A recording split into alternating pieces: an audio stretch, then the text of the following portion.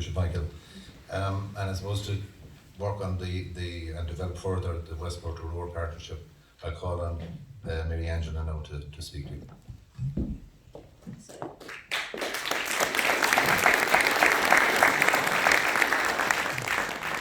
On behalf of the partnership, I wish to thank Father Tony for choosing us to be the beneficiary of the proceeds after printing costs of Steps to the Summit.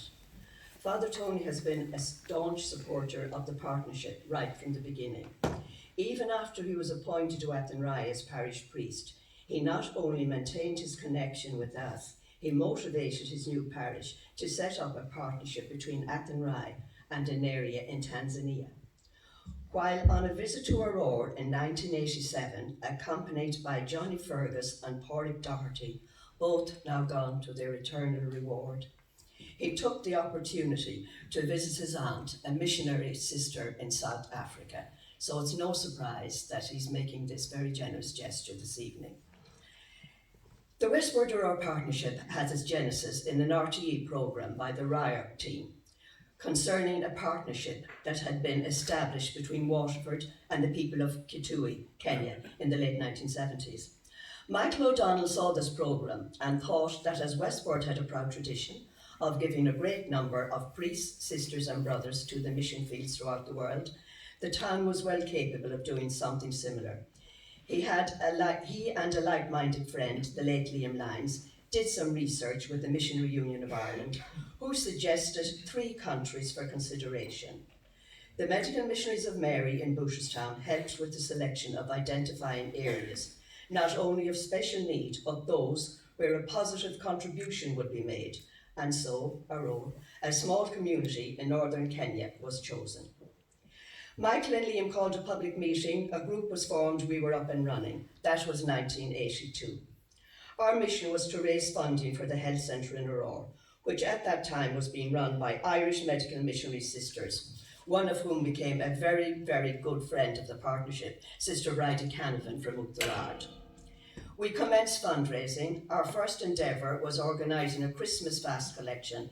This was, and still is, our core funding. Local businesses offered funds for the first projects we undertook.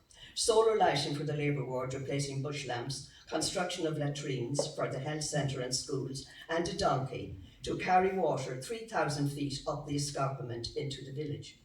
Modest efforts indeed, when over the years almost €900,000 has gone from Westport to make the health centre what it is today.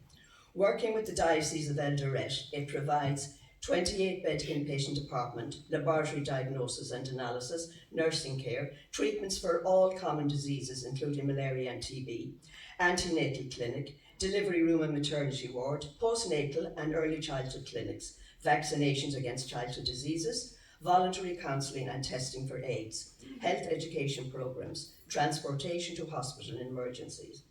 In addition to the above services, the partnership undertakes capital projects when funds are available. Over the 37 years, 3 Jeep ambulances for emergency patient transportation have been provided. The last Jeep to go out, 2 of our members, Margaret Joyce and Gertie Foley, they travelled to Nairobi, picked up the Jeep and took it up to Aurora. In 2017, a modernised kitchen was installed in the health centre, a new septic tank system in 2018, a borehole in the summer past, giving clean, fresh water to the facility for the very first time. All praise to Barbara Rabbit for the Trojan work she did on this project, nursing it along and bringing it to fruition. The whole village is now availing of it. The donkey is redundant.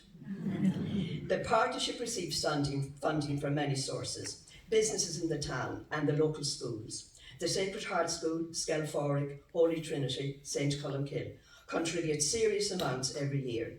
They have been motivated to awareness by teachers like Barbara Rabbit, Julie McDermott, Colette Fleming, Rachel Burke and Sister Margaret Hessian. All primary schools in the far reaches of the parish and the adjoining parishes of Ottagower and Kilmena, through their teachers, are also very supportive. St. Mary's ADM has always been dug deep. The pulpit is always at our disposal. In 1985, Michael O'Donnell, Liam Lyons and Father Ben McKay made the first trip to Aurora. Since then, there have been many trips. We aim to make a visit every 2 years if possible. Liam made several subsequent trips to Africa. The photos he took on his visits have been widely exhibited and continue to be used in missionary promotions. In return, we have enjoyed visits from Aurora. The late Bishop Cornelius Corral came to Westport on 3 occasions. His last visit was in 2017 when he was hosted in St Mary's Presbytery by Father Charlie, the late Father Patrick, and Margaret Joyce. Margaret looked after him like a mammy.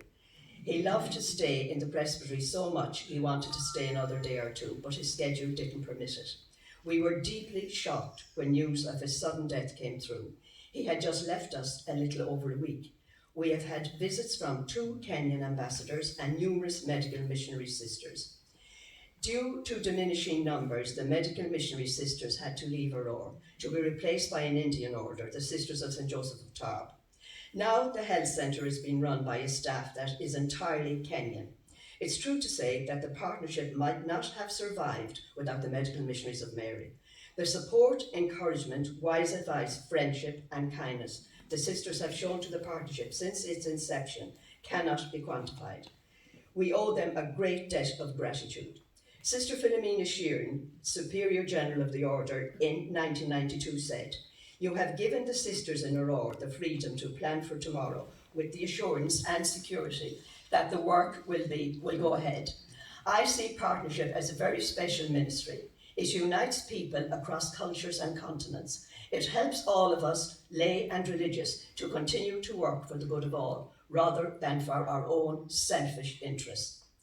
The fact that we are still in existence 37 years later is due in no small way to the tenacity of Michael O'Donnell.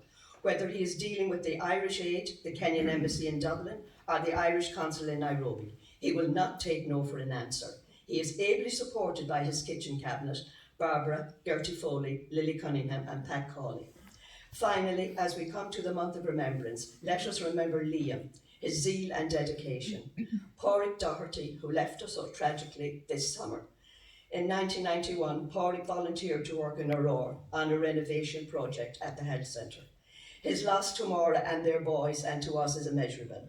Johnny Fergus for his constant good humour, Sean Staunton for his loyalty and his cool head, Florrie Duffy just for being there, Anne O'Donnell, Michael's beloved wife, for her staunch support, and Elizabeth Farrell, who in 1998 compiled and edited our book, Letters from Africa, so expertly. The quote she chose at the beginning of that book illustrates what partnership is all about. The glory of friendship is not merely the outstretched hand, it is the spiritual inspiration that comes when we discover that another believes in us and trusts us.